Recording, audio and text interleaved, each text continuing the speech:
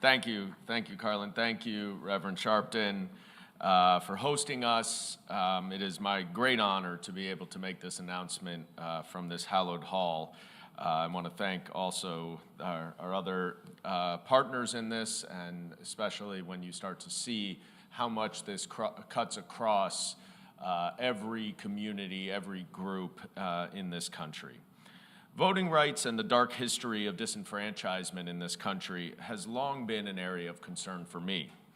Indeed, voter suppression laws designed to prevent the least advantaged citizens from the ballot box is as old as this republic. It has taken many forms over the years, but it has always been a constant means for those in power to protect their advantage. When I was in law school 20 years ago, assisting Michelle Alexander on her seminal book, The New Jim Crow, I wrote a law review article about how felon disenfranchisement laws were the modern-day literacy tests designed to prevent people of color, especially Black Americans, from the ballot box. And as we look around the country, it sometimes feels as if we have made no progress at all, or that we often will take one step forward but two steps back in the effort to guarantee truly equal access to the ballot box. But at other times, we have watched our communities rise up against attempts at suppression and make their voices heard. Like in Georgia over the past two elections, where the Black community overcame efforts to suppress their vote by storming to the ballot box in droves to make their voices heard and give Democrats control of the Senate.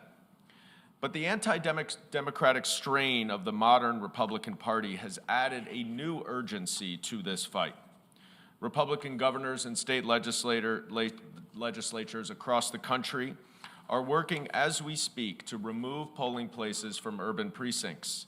They're passing draconian laws about how to limit how, when, and where you can cast your ballot.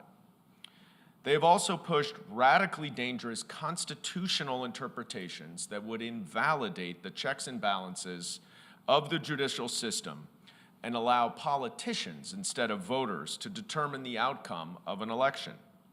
Simply put, they are working in broad daylight to eliminate the people's voice as the determining factor in our elections. And that is why I am so proud to introduce as my very first piece of legislation in Congress the Early Voting Act, which is a crucial step to guarantee the fundamental right of one person, one vote. That right is truly the foundation of our democracy. The Early Voting Act will make federal elections uniform across the country, no matter if you are rich or poor, white, brown, or Black, Democrat or Republican, or living in urban neighborhoods or rural farmland. This bill requires at least 14 days of early voting before Election Day and including weekends. No longer will anyone have to choose between working and voting.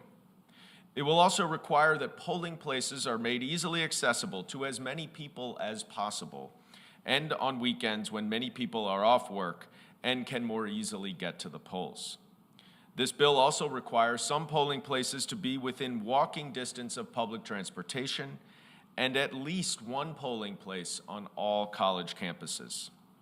These provisions are all designed to ensure that voting is as easy as possible so that all Americans, regardless of race or political leanings, can gain access to the ballot.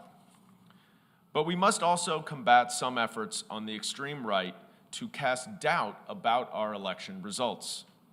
The 2020 election was, by all accounts, the safest election in our history to that point.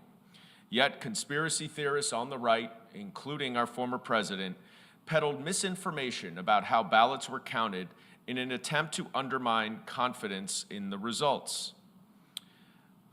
These lies about how ballots are counted, or the fictional notion of voter fraud, which does not exist in any way that affects elections, forms the basis for many of the authoritarian power grabs that we are witnessing across the nation.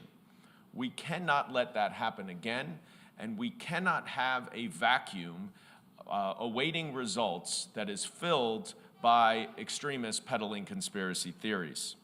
So the Early Voting Act also requires that early votes are processed and counted before Election Day so that we will get our election results faster and eliminate that opportunity for bad actors to spread disinformation and undermine the faith in our democracy. The right to vote is the fundamental right from which all other rights flow. Without equal access to the ballot, without fidelity to the concept of one person, one vote, our democracy cannot function properly, and our democracy cannot be taken for granted. As Abraham Lincoln famously said in his Gettysburg Address, our government is one of the people, for the people, and by the people. And if we are to be a government of the people, for the people, and by the people, then we must ensure that the people's voice is heard.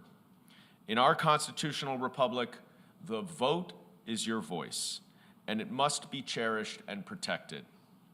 Today, I am taking action in support of these strong beliefs that all of us in this room share, because there can be no true progress without legislation, and especially without uniform federal legislation governing our voting rights. This bill is a significant step to ensure equal access to the ballot and our only guarantee that Americans' voices can be heard. Our democracy requires nothing less. And I am so thankful to everyone here today for all that you have done in this fight and for lending me your wisdom and experience. It is truly a privilege to stand with each of you here today. I look forward to continuing our work together to fight for equal access to the ballot and to get this bill passed into law. Thank you.